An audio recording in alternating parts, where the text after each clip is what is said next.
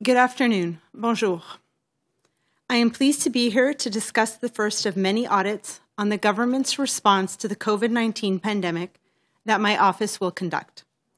Today, I also provided Parliament with our report on the Investing in Canada plan.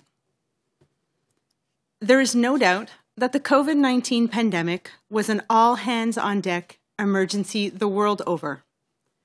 Governments had to mobilize quickly to respond to the public health, social, and economic effects of this pandemic. Canada was no exception. Nous avons constaté que le gouvernement n'était pas aussi prêt qu'il aurait pu l'être pour affronter une pandémie de cette envergure. Malgré cela, la fonction publique s'est mobilisée.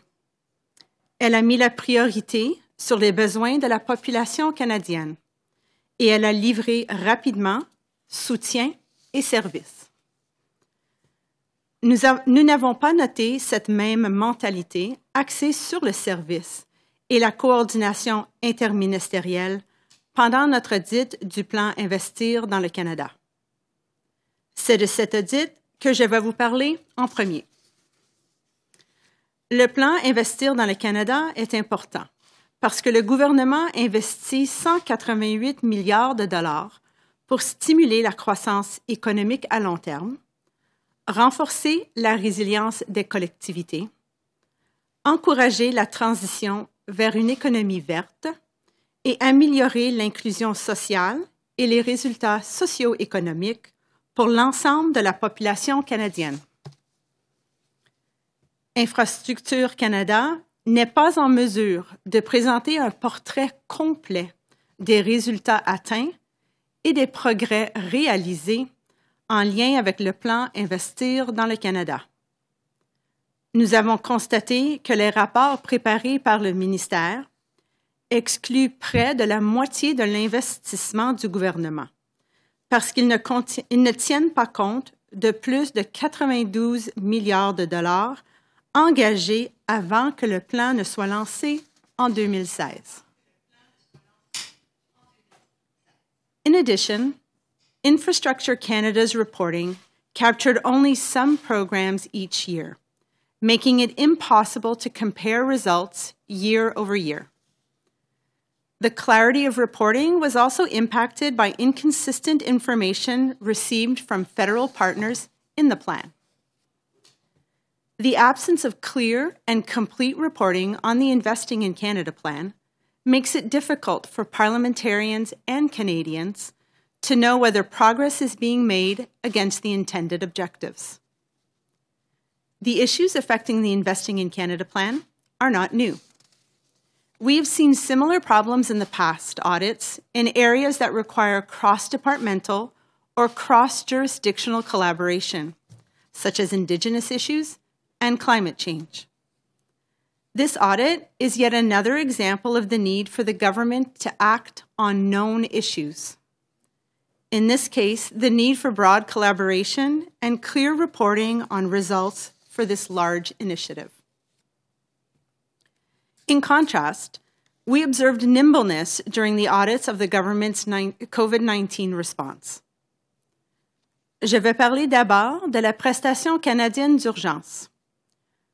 Le gouvernement voulait utiliser cette prestation pour fournir rapidement un soutien financier aux particuliers admissibles. Nous avons constaté que le ministère des Finances Canada, Emploi et Développement social Canada et l'Agence du revenu du Canada avaient relevé le défi et travaillé rapidement pour analyser, concevoir et verser la prestation canadienne d'urgence. Pour simplifier le processus et accélérer le versement des prestations aux particuliers, Emploi et Développement social Canada et l'Agence du revenu ont décidé de s'appuyer sur les attestations personnelles et sur les contrôles automatisés préalables au paiement pour valider l'admissibilité des demandeurs. Une fois la prestation lancée, le ministère et l'Agence ont introduit d'autres contrôles préalables au paiement pour limiter les abus éventuels. With the decision to rely on personal attestations, post-payment verification becomes very important. Employment and Social Development Canada and the Canada Revenue Agency are working to start their post-payment verification efforts relating to the Canada Emergency Response Benefit later this year. Their work in this area will be subject of a future audit. Turning now to the Canada Emergency Wage Subsidy. We observed a similar focus on getting help out quickly, in this case, to businesses. Once again, the Department of Finance Canada and the Canada Revenue Agency worked together within short timeframes to support the development and implementation of the Canada Emergency Wage Subsidy. The design and rollout of the subsidy highlighted pre-existing weaknesses in the agency's systems, approaches, and data. These weaknesses will need to be addressed to improve the robustness of Canada's tax system. Afin d'accorder la priorité au versement de la subvention, l'Agence a pris des décisions quant aux renseignements qu'elle demanderait et au contrôle qu'elle exercerait au préalable.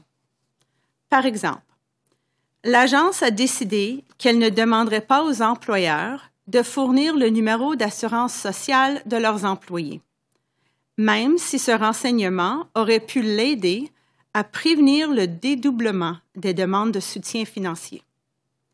Cette décision, de même que l'absence de données fiscales complètes et à jour, a limité la capacité de l'Agence à entreprendre les validations préalables au paiement, qui lui auraient permis d'évaluer efficacement les demandes de subvention.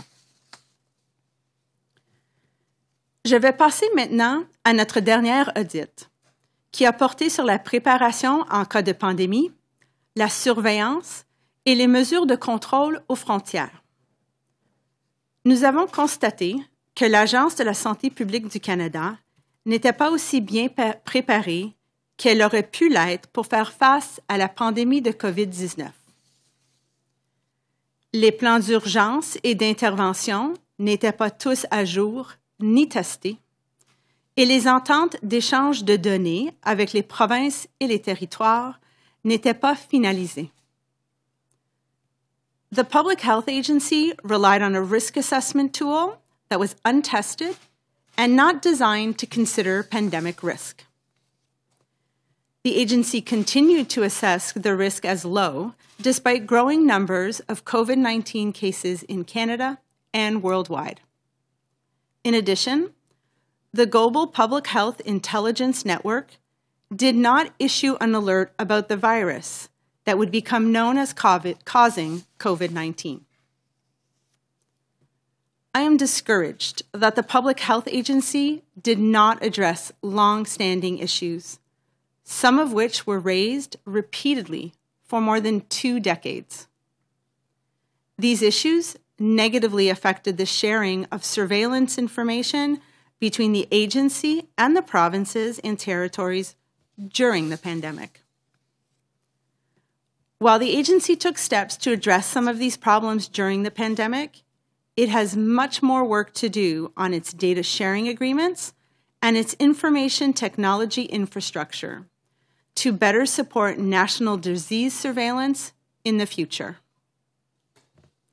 We also found that the Public Health Agency of Canada and the Canada Border Services Agency implemented restrictions at the border and quarantine measures.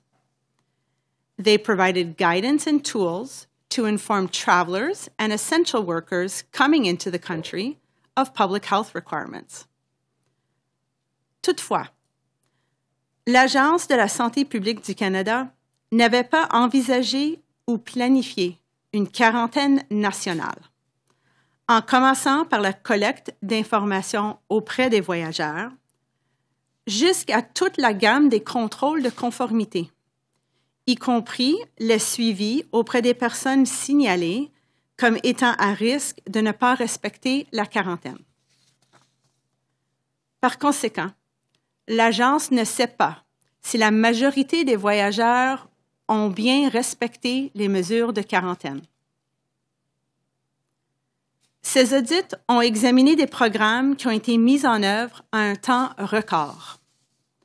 En pleine pandémie, la fonction publique a mis l'accent sur le besoin présent, aider la population canadienne. In its first year, this pandemic has shown that when the public service must, the public service can.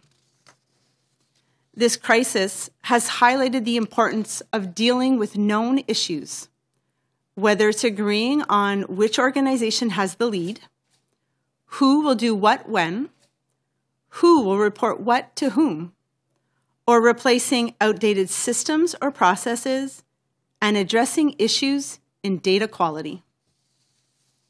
These are not problems that you want to have to deal with at the same time that you are focusing on helping people, because this is not an efficient way of working, nor is it a productive way to serve Canadians. Government organizations need to do collaboration better. I am now ready to respond to your questions. Thank you. Auditor General Karen Hogan will now take questions about these recent reports. La vérificatrice générale va répondre aux questions concernant les rapports rendus publics prochainement. We will do two questions, one question, one follow-up. Please identify your media outlet, alternating between the phone and the floor. We will go to the phone first. Does the operator have any questions? Thank you. Merci. We will now take questions from the telephone line. Nous allons maintenant passer à la période de questions. If you have a question, please press *1 on your device's keypad. Si vous désirez poser une question, veuillez s'il vous plaît appuyer sur les touches étoile 1 de votre appareil.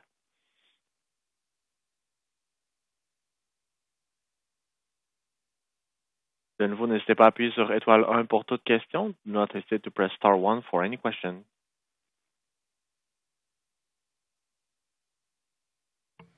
No questions on the phone at this time. We will go to the floor. We have one. Oh. I'm so sorry. The first question is from Raymond Filion, TVA. Please go ahead. Your line is open. Votre ligne est ouverte. Merci beaucoup. Bonjour, Mme Hogan. En parlant de l'Agence de la santé publique dans votre discours, vous avez dit en anglais que vous êtes découragé. Qu'est-ce qui vous décourage exactement?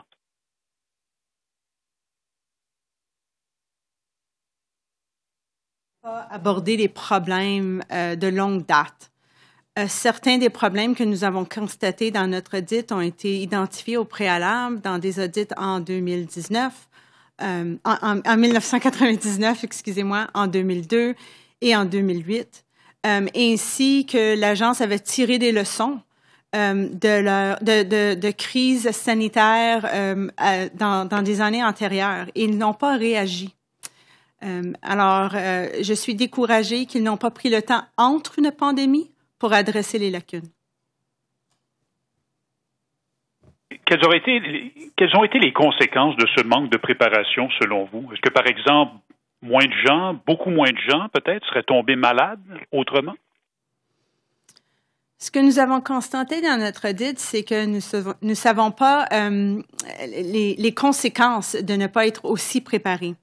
Nous avons constaté que l'Agence n'était pas aussi préparée qu'il l'aurait pu l'être et je mentionnerai 4 éléments clés très vite où ce que nous avons noté qu'ils pouvaient être plus préparés. Les plans d'urgence de santé n'étaient pas mis à jour, mais plus important, le plan provincial, fédéral et territorial d'intervention n'a pas été testé. La deuxième chose, c'était les lacunes dans le partage d'informations de santé, ainsi que les lacunes dans les systèmes d'infrastructures technologies pour supporter cet échange d'informations-là. Nous avons noté que l'outil d'évaluation de risque n'était non testé et n'était pas conçu pour considérer une pandémie. Et finalement, l'Agence n'avait pas envisagé ni planifié pour l'application d'une quarantaine à l'échelle nationale. Alors, on ne saurait pas si on aurait été mieux préparé si la réponse à travers le pays aurait été différente. Operator, do we have another question on the phone? We do. The next question is from Ryan Tumilty from National Post. Please go ahead. Your line is open. Votre ligne est ouverte. You mentioned in your report on the pandemic preparedness that data sharing was a particular issue, one that you had highlighted in the past. I wonder how much of that problem you saw was generated by jurisdictional issues, with the provinces perhaps not wanting to meet federal rules or not particularly caring about trying to find a unified standard. I think your question raises a very important issue that I think that we need to resolve across the country before another health crisis. As you noted, we had raised the issue of coming to an agreement and an understanding with the provinces and territories and the federal government on common elements to be shared when it came to data surveillance. We highlighted that in 3 previous audits. The department itself had identified that as an important lesson learned following the H1N1 and SARS health crisis. In fact, a Senate committee had also raised it. And it does stem from the fact that within our country, health is regulated provincially.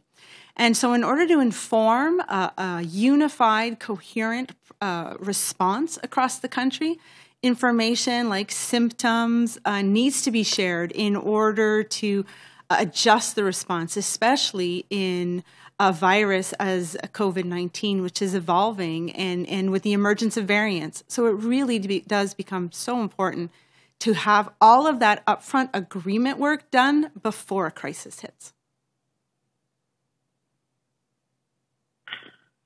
Yeah, and then just on another issue of that part of the report, you mentioned in the report on the quarantine that, in the early months, large numbers of travelers weren't screened. It mentions in the report that the PHAC had never planned for a national quarantine. Do you think that's reasonable? Do you think that their targets and the numbers that they did achieve in terms of checking in on that mandatory quarantine, were they reasonable in the circumstances, or do you think they should have been better prepared to contact, all travelers? That's exactly one of the findings that we had in our audit, was that the agency had not planned for nor prepared for a nationwide quarantine of this scale. They did recognize that they had a capacity issue, and they looked for assistance from other federal organizations. They had set targets at the beginning to only contact a certain number of travelers, but then as the mandatory quarantine came in, they set their target at 100% of travelers being reached. What we did see, however, was that they did risk rank some of those, and those who they felt were at risk, a high risk of noncompliance, were in some cases, not all cases, referred to local law enforcement officers. However, again, here we saw that the agency did not follow up with those local law enforcement officers, and hence they were unable to demonstrate to us, or unable to know whether or not the quarantine was actually effective at limiting the spread of the virus. We'll now take a question from the floor. Hi there, Marika Walsh with the Globe and Mail. Auditor General, I'm wondering, your report says that you'll be releasing a further report on the temporary foreign workers program, but you do say that you told the government of significant shortcomings and that you're expecting them to act on it. Can you give us any insight into those significant shortcomings? Can you sort of lift the veil a bit on what exactly you found so far? So you are correct. Our intention was today to be tabling a report on the temporary foreign workers program. However, in order to make sure that we were able to actually provide some value and see some changes in the program, we wrote a letter to the Deputy Minister and advised him of some of the significant issues we found. And what we had seen was that their inspections were not following their own guidance, and hence they couldn't demonstrate to us that there was proper measures in place over the quarantine period for those workers. We wanted the department to take action and fix those situations, and hence why we are going to now go back and do more work on the 2021 temporary foreign worker program season, and be able to report our initial results and then our second stage of audit work in a report later on this year. And in your opening remarks and in your reports, you point out specifically that the Public Health Agency continued to rank COVID-19 as low risk and only changed that to high risk, about 2 months in, a week after Italy was in a countrywide lockdown, days after a pandemic was declared on a worldwide scale. Was there an explanation for why it was continued to be ranked at a low risk, or do you have an understanding of why that happened, and was that ranking wrong? So when we looked at the risk assessment tool that the agency used in the early stages of the pandemic, so in the first few months, we found that tool was in a pilot stage. It had not been fully tested or approved, and that the risk assessment tool was not designed to consider a pandemic, which is really looking at the forward-looking spread of a disease. And so, as such, for several repeated runs of the tool, the risk of the virus was assessed as low. I think this highlights the importance that any evidence-based analysis, any analysis done automated by a machine, requires a human judgment to be applied to it. And here's where we saw our Chief Medical Officer of Canada stepping in and saying that the risk rating needed to change based on her knowledge of what was going on in the country and around the world. Operator, are there any questions on the phone? We do. Thank you. Merci. La prochaine question, the next question is from Mélanie Marquis, La Presse. Please go ahead. Your line is open. Votre ligne est ouverte.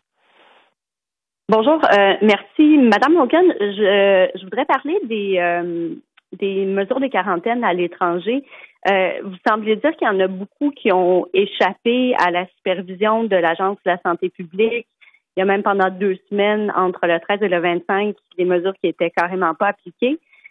Je ne sais pas si on peut extrapoler ou si vous pouvez le faire pour moi, mais est-ce que ça veut dire que les pourcentages d'infections qu'on attribuait au voyage à l'étranger sont, de ce fait, forcément faussés?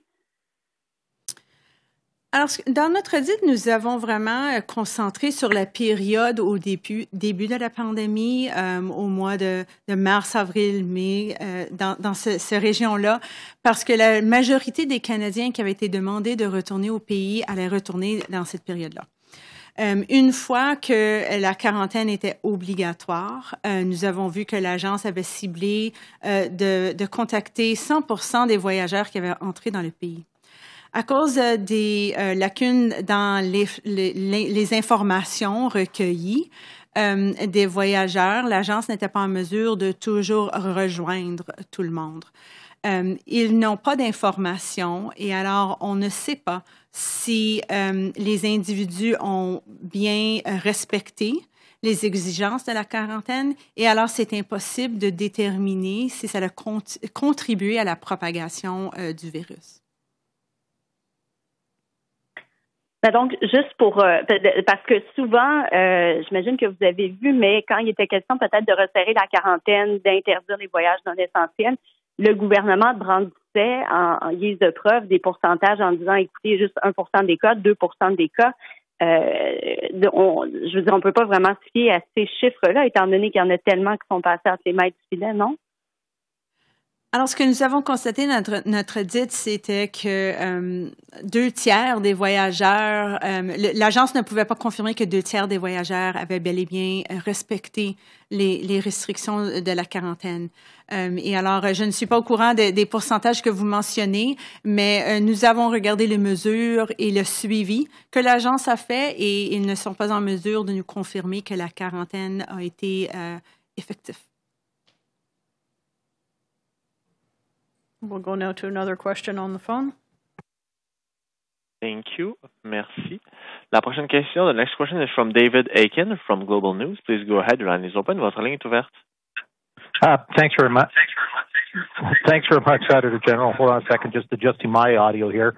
I just wondered if I could get you, I think, just want to go over some things you were saying in French in your opening remarks to maybe repeat them a bit in English. The first is, I wonder if you just summarize for Canadians what you found, what your office found as it looked at the CERB and the CEWS and how bureaucrats were able to roll that out. Could you give me your sort of top-level impression of those programs? Oh, absolutely. What we saw in the wage subsidy program and the emergency response benefit for individuals is we saw the Department of Finance Canada, the Canada Revenue Agency, and Employment and Social Development Canada really reacting in record time. They were able to design and roll out a program that, for many cases, especially in the wage subsidy, was never seen before in the country. They did while maybe not always a sound analysis at the beginning, a very sound analysis as the program rolled out. They prioritized the speed of getting support to individuals and businesses, and then made adjustments in real time based on some issues that arose. They were able to add some controls, and they were able to adjust the program to expand some inclusions. So it really was a service mindset focus on outcomes over process. Thank you. And sort of similar for, if I could get you to repeat as well in sort of broader terms, when you looked at the travel aspect, the border control aspect from PHAC and from the CBSA, if you could summarize sort of the chief concerns that you found when you looked at that particular program. Sure, I'll start off with one of the positives that we saw there. We did see the Canada Border Service Agency and the Public Health Agency of Canada working together in order to develop tools so that border service officers could have some guidance on how to apply exemptions and implement restrictions. However, what we found was that the Public Health Agency had not really planned for a quarantine across the nation, and hence they lacked some capacity and needed to get some assistance. They set targets in order to follow up with travelers, but had difficulty with gathering contact information and reaching many of those travelers. And hence, they were unable to demonstrate that the majority of travelers had actually respected the quarantine. Operator, if we could have a third question, please, from the phone. Thank you.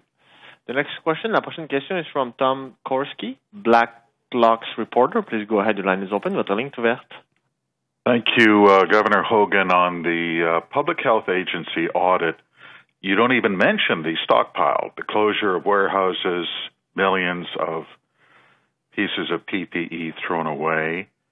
On the CERB audit, you don't even mention that CRA had access to its electronic database of tax files so they could determine whether applicants indeed had a minimum $5,000 in taxable income the previous year. Would not have been an onerous or time-consuming check. Was it that your auditors didn't ask those questions, or they didn't get the answers, or what happened? I think you had two questions there, and I'll try and address the first part, which was about personal protective equipment and the National Emergency Stockpile. Both of those are subject of future audits. Unfortunately, pandemic preparedness is very broad, and we needed to be able to divide that subject matter in more digestible pieces. And so later on this year, we will be issuing a report on personal protective equipment and medical devices.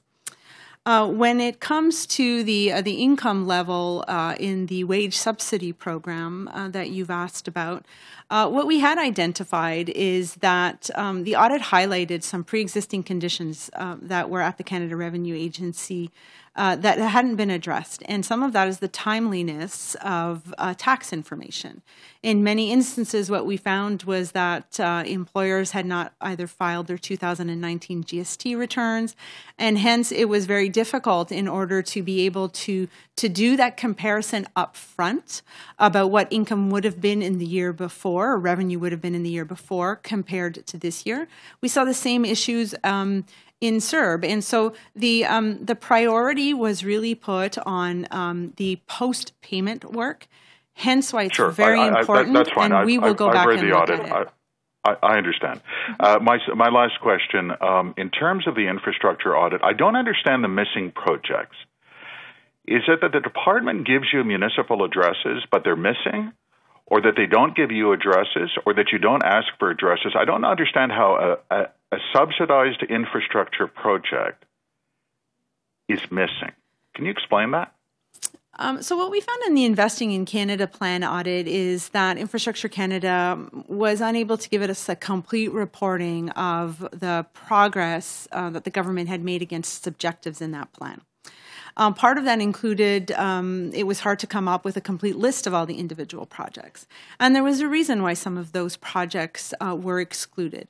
Some of it is because it was legacy projects that were not included in the design of the horizontal initiative that included many federal departments. But the other part was for privacy or security reasons. So at times, some of the infrastructure projects are shelters for abused individuals, and hence for security reasons, that information isn't made public. We were able to see those lists, but it is not something that's in the public domain. We'll go now to questions from the floor. Hi there, Marika Walsh again. I just wanted to go back to your comments on the temporary foreign workers program. When you say that there were no guidelines weren't followed in the inspections, so you can't figure out compliance, does that mean the temporary foreign workers were not kept safe? So what we did is when we wrote to the minister about some of the weaknesses that we saw in his inspections, we wanted him to take action and improve the instructions that their inspectors were given. And so I do want to sort of respect the confidentiality of that information until we do table that report. We respect very much parliamentary privilege, and we want to make sure that we're able to disclose the full story in a meaningful way when we're able to re-examine the updates on the inspections in this upcoming temporary foreign worker season. I'm just wondering, though, if on the flip side, from a transparency and accountability side, if your decision not to disclose the shortcomings in full right now leaves temporary foreign workers at risk and not knowing the full picture of what they're walking into when they come to Canada. This is exactly why we wrote to the Deputy Minister and outlined for him some of the weaknesses. I personally met with the Deputy Minister as well, emphasizing the importance to take action so that we can ensure the safety and security of the temporary foreign workers and also the growing season here in Canada. And so there is action taking. We have already started to re-engage with the department in order to begin our work for the upcoming season. Going back now to the phone operator, please. Thank you. Merci. La prochaine question, the next question is from Glenn McGregor from CTV News. Please go ahead. Your line is open. Votre ligne est ouverte. Yeah, hi. Your report on PHAC refers to the SARS outbreak in 2003 and also H1 and N1. What sort of lessons should PHAC have taken from those things that they didn't act on and didn't inform their decisions in the COVID-19 case? I think one of the most important lessons that the department acknowledged that it drew from SARS and H1N1 was the importance of having a common understanding with the provinces and territories on health information and how to share it and when it should be shared and what type of common elements should be included in there. As I mentioned previously, those were even findings that we had in a 1999 report and then repeated again in 2002 and 2008. And so while there was some work done on the information sharing agreements with the provinces, they were not finalized. What we did see, however, during the audit was that that didn't stop the provinces and territories and the federal government from sharing information. It just impacted the timely assessment of changes that might have been needed to the response nationwide. Right. So you refer to the Global Public Health Information Network passing on links to news reports. I'm wondering, in contrast to what sort of information should they have had or data that they should have had that they could have shared that didn't get passed on? So the Global Public Health Intelligence Network really issues two reports. It issues a daily report, which are links to news articles of medical concern across the world, and it also issues alerts. And so a daily report was issued at the end of December, which included a link to an article that would become the virus that causes COVID-19. But an alert was never issued. The criteria within the agency would have called for an alert to be issued in this instance. It's a virus that might have had a significant impact that was unusual. We saw that alerts were issued during H1 or prior to H1N1 and SARS and were credited at the time with informing the response in the country. But it's unclear why an alert was not issued. And here again, it's where the Chief Public Health Officer was key in the response in the country, in that she was able to provide an alert to her provincial counterparts following that daily report. But the fact still remains is that GFIN did not issue an alert as we believe it should have. Taking now another question from the phone, please. We do. Thank you. The next question, la prochaine question is from Chao Wong from Omni TV. Please go ahead. Your line is open. Votre ligne est ouverte. At the end of the last year, Prime Minister promised that if Canadians made a good faith mistake when filing out the income eligibility for CERB, they were not to be punished. But today, you are telling us the CRA and Employment and Social Development Canada is working together. Will be some subject on the future audit. How do we translate this? It will be another like a post-payment verification will lead to payback or something like that. Can you explain this to us? So in our audit on the Canada Emergency Response Benefit, our goal this time was to look at the design of the program, its rollout, and then any controls that were put in place before payment. What you're talking about is the work that will be subject of our follow-up audit. So we made a recommendation in our report to the agency in order to finalize its plan on post-payment work. That plan will need the information that will be collected during this upcoming tax season. So it's a very important tax season that's coming up for Canada Revenue Agency. And then they'll be able to finalize their plans and start that post-payment work. They expect to start doing that post-payment work in September of 2021.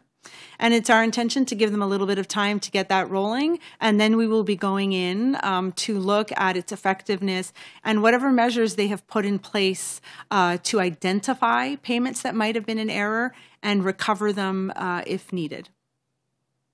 Okay, thank you. Thank you. The next question is from Louis Blouin, Radio-Canada. Please go ahead, your line is open. Votre ligne est ouverte. Oui, bonjour, Madame la vérificatrice. Vous constatez qu'on semble répéter les mêmes erreurs encore et encore d'une crise à l'autre. Est-ce que vous avez des indices qui vous permettent de croire que la prochaine fois sera différente? Est-ce qu'il y a des actions qui ont été prises pour donner un coup de barre, selon vous, ou vous avez l'impression qu'on est en voie de répéter les mêmes erreurs dans 10 ans, par exemple? En effet, c'est un problématique que nous constatons dans plusieurs de nos audits. Souvent, le gouvernement prend du temps à réagir à des lacunes qu'ils connaissent. Nous avons vu vraiment une rapidité et une agilité durant la pandémie de réagir et de répondre. Mais maintenant, le travail qu'on doit faire après la pandémie est aussi important. C'est rare qu'on met une valeur sur la bonne préparation, mais il faut être bien préparé pour une crise. Et j'espère que à ce point-ci, le gouvernement reconnaît le besoin de prendre du temps entre des crises ou une urgence pour adresser les lacunes qui ont été identifiées, et dans ce cas-ci, durant plusieurs années et à plusieurs reprises. Et c'est important là, de prendre cette action-là. Je veux revenir sur une question de ma collègue un petit peu plus tôt. Le gouvernement nous a dit les voyageurs qui entrent au pays ne représentent pas une source importante d'infection. Mais si le gouvernement ne faisait pas le suivi comme il se doit et ne savait pas qui respectait la quarantaine ou pas, est-ce qu'on peut se fier au gouvernement quand il nous dit que les voyageurs qui entrent au pays ne représentaient pas une grande menace? Alors, nous avons regardé aux voyageurs qui ont rentré, comme j'ai dit, au début de la pandémie. Et plusieurs mois ont écoulé depuis ce temps-là. Ce que nous avons constaté, c'est que l'agence n'était pas en mesure n'est pas en mesure de confirmer si la majorité des individus avaient respecté les restrictions de la quarantaine. Ça ne veut pas dire que les individus ne l'ont pas fait, mais le ministère n'a pas l'information. Depuis ce temps, nous avons regardé les mesures que l'agence a mis en place. Et alors, je ne peux pas commenter sur ce qu'ils nous disent en ce moment. Mais au début, ils ne faisaient pas un bon suivi. Nous allons passer à une autre question, s'il vous plaît, au téléphone. Thank you. Merci. La prochaine question, the next question is from Boris Prou, Le Devoir. Please go ahead, the line is open. Votre ligne est ouverte. Merci. J'aimerais vous entendre sur le rapport sur la subvention salariale. Vous avez mentionné en anglais dans votre discours d'ouverture des faiblesses de notre système d'impôt. J'aimerais que vous élaboriez un peu là-dessus. Qu'est-ce qui aurait pu être en place de différent qui aurait pu faciliter la mise en place d'un tel programme finalement? Alors oui, dans notre audit sur la subvention salariale d'urgence du Canada, nous avons constaté que des faiblesses qui existaient déjà dans le système à l'Agence de revenus du Canada sont venues à la lumière. Nous avons constaté des problématiques avec leur infrastructure technologique. Elle est désuète. Et il y avait des enjeux avec la collecte d'informations comme les numéros d'assurance sociale pour les particuliers pour aider à éviter des dédoublements de paiement.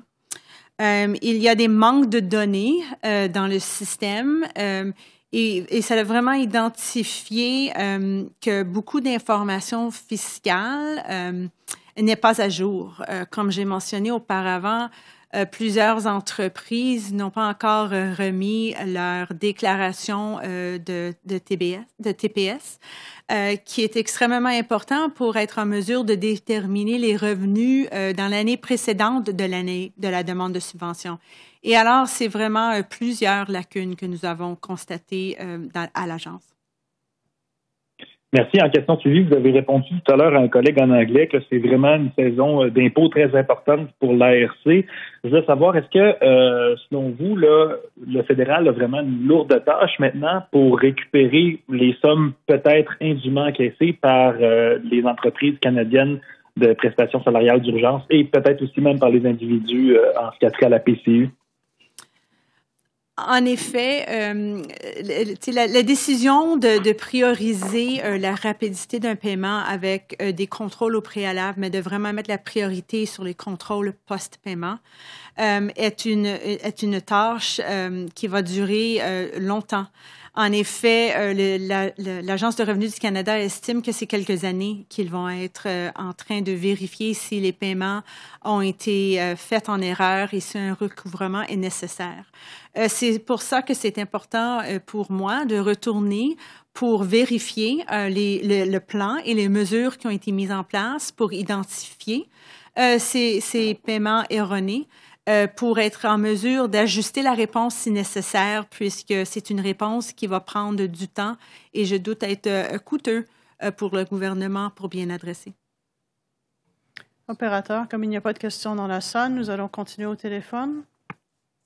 Thank you. Merci. La prochaine question, the next question is from Catherine Lévesque, La Presse canadienne. Please go ahead, your line is open. Votre ligne est ouverte. Oui, bonjour. Juste un commentaire avant de poser ma question. Je rappelle qu'il faut alterner entre français et anglais là, pour les questions d'habitude. Pour Madame Hogan, donc vous avez dit au début de la conférence de presse au sujet là, de la gestion de la pandémie que vous étiez découragée.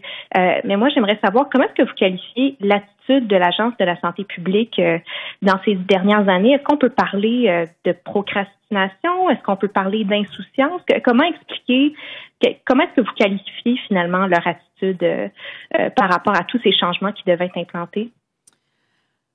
Alors oui, en effet, je suis découragée que l'Agence n'a pas adressé des lacunes de longue date. quand on a plusieurs rappels, plusieurs audits, nos propres leçons tirées, on devrait être en mesure d'adresser les problématiques avant qu'une crise arrive. C'est toujours mieux de les adresser avant que de les adresser durant.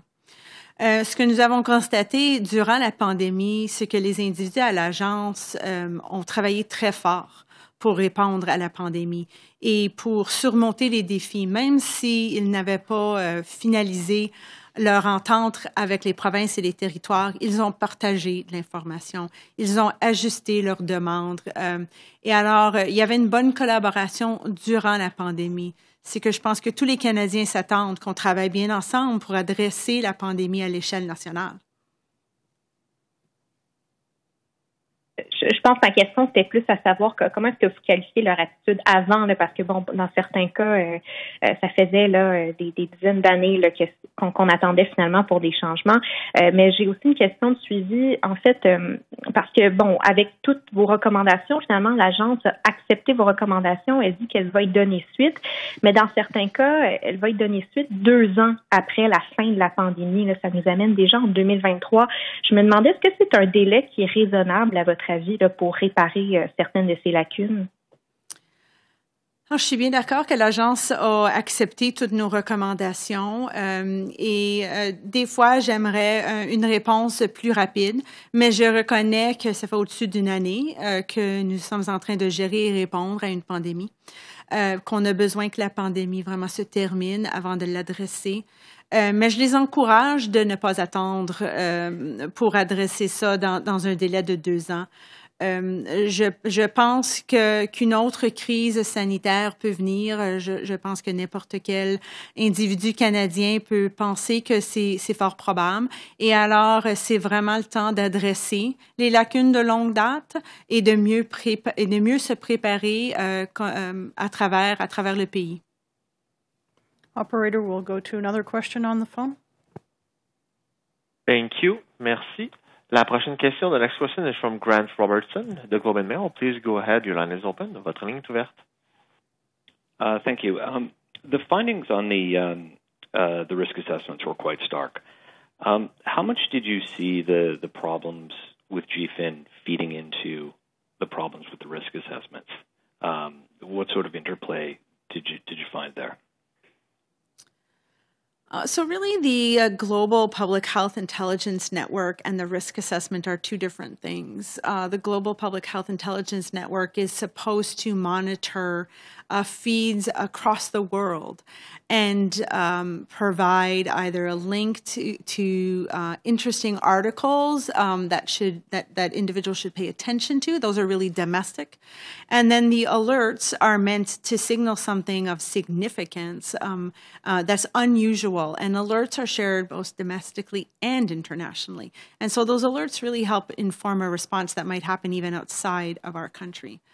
The risk assessments are things that happened once the federal, provincial, and territorial response plan was really activated at the beginning of January. And they're supposed to adjust the Government of Canada's response domestically. And so the fact that the tool did not consider the risk of a pandemic or the particularities of a pandemic and remained at low is concerning. And that's why it's important to note that the Chief Public Health Officer reacted, and she was able to tell them that low rating in this tool wasn't right and that the response needed to be changed. You had pointed out that there were no alerts as the outbreak progressed and got worse. It's my understanding that in some functions, GFIN helps inform some of this process as the outbreak progresses. Did you find any links there in the non-alerts as the outbreak was progressively getting worse? Absolutely. As I said earlier, the Global Public Health Intelligence Network issues 2 reports. The first is that daily report, and at the end of December, it did include the link to an article about a virus that would become known as the virus that caused COVID-19.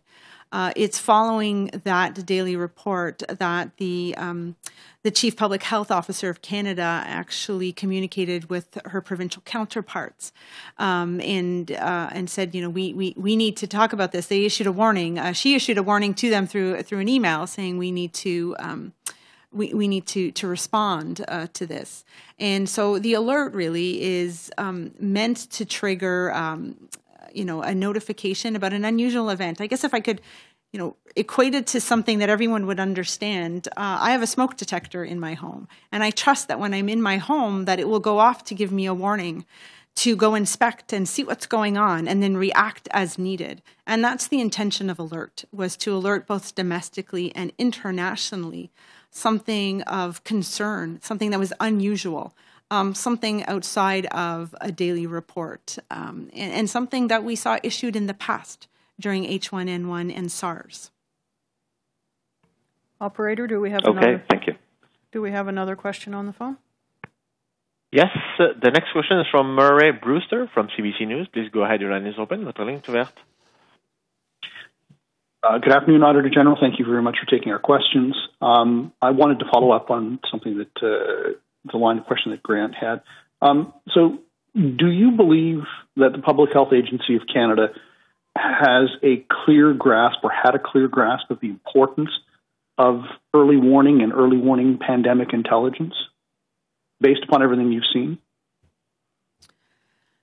What we saw during our audit was that often there were tools like the risk assessment tool or the Global Public Health Intelligence Network that were not working as intended or as they should have worked.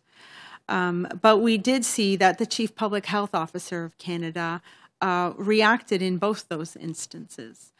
So she saw the daily report, even though an alert had not yet been issued, and communicated with her provincial counterparts.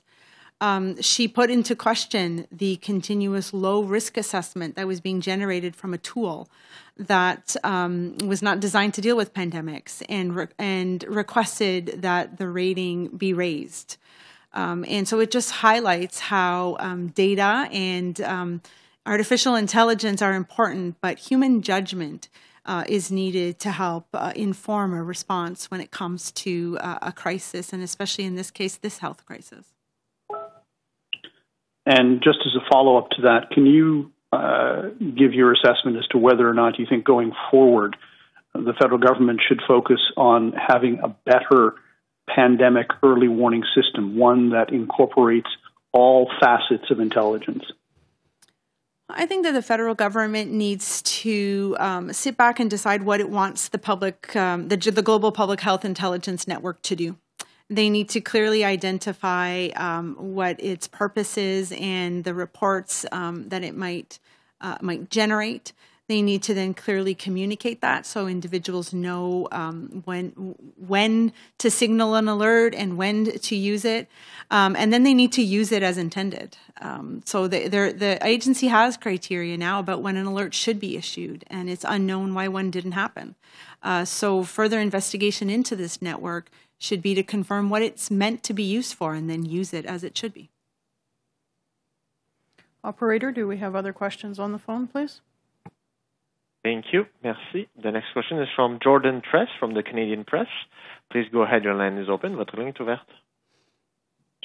Good afternoon, Auditor General. I'm curious just on one particular thing. In your audits about the CERB and the wage subsidy, you mentioned that there is going to be obviously a costly path forward in trying to recoup some of these wrongful payments. I'm wondering just how costly they might be. Is there a dollar figure that you can provide us that your audit team was able to come up with?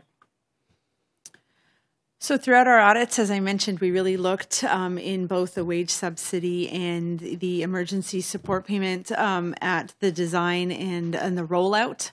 The departments, the agencies, and the department are still in the process of finalizing what those post-payment or post-audit plans will look like. So we did not sample files and test payments that might have been paid in error. That will all be subject of a second audit on both of those programs in the coming years. And just as my second question, you talk a lot about how there were issues that were identified in previous audits that obviously were not addressed prior to this pandemic. I'm wondering, looking forward, can you give us your sense of just how confident you are that the shortcomings that you have seen through these audits, the shortcomings in previous audits, that the government will actually start to address these things so that when the next crisis rolls around, we are actually prepared for it, and Canadians can feel confident that we're prepared to manage it? As I mentioned, I am discouraged that issues were raised in some cases for a couple of decades without being addressed. And I have every intention of continuing to apply pressure to the Public Health Agency to address some of these. I think every department and agency that we audit, if they're going to agree to our recommendations and learn and grow from even their own lessons learned, they need to take action. And what we saw is that it's not really efficient to do it in the middle of the crisis. And so we really do need to take advantage of that downtime and somehow find a value to put on being prepared and prevention instead of only on reacting to a crisis. So time will tell, but I will absolutely be staying focused and looking at the Public Health Agency and the actions they'll take going forward. Opérateur, la prochaine question au téléphone, s'il vous plaît. Thank you. Merci. There are no more questions on the phone. Il n'y a plus de questions sur le téléphone. We'll take a question from the floor. Sorry, I didn't want to stomp on my colleagues on the phone, but since there's time, I just wanted to go back to the temporary foreign workers issue. I'm just a bit confused as to why you wouldn't release the concerning information in advance of another season rather than keeping that concerning information sort of under lock and key when there are people who are at the center of this making choices to come to Canada or not to come to Canada in the third wave of pandemic. So we shared that information with the Deputy Minister, which is exactly the individual who needs to have that information in order to effect a change and have a positive impact on the temporary foreign worker program. We've engaged with him very regularly and have many dialogues. We shared the information, what we could with him in a letter and in discussions with him, and all of it will be shared when we are able to table our report in Parliament closer to the end of this coming year. The people who have the lives at stake are not the Deputy Minister. They're the people who are coming to Canada. So are you just taking the government at its word that even though it hasn't acted on recommendations for the last 20 years, it will act on recommendations in February? And were temporary foreign workers safe in the last year in Canada during these pandemic protocols? The responsibility to provide a safe place for temporary foreign workers rests with the farmers. The department's responsibility is to inspect and make sure that they are complying with the health regulations. And so I have already seen the department taking some action in response to the letter and the discussions that I have had with them. And as I mentioned, we will follow up and have already started that work, and we'll be making all of that information public as soon as we're done our audit work. Thank you. Thank you. That's all the time we have today. Merci beaucoup.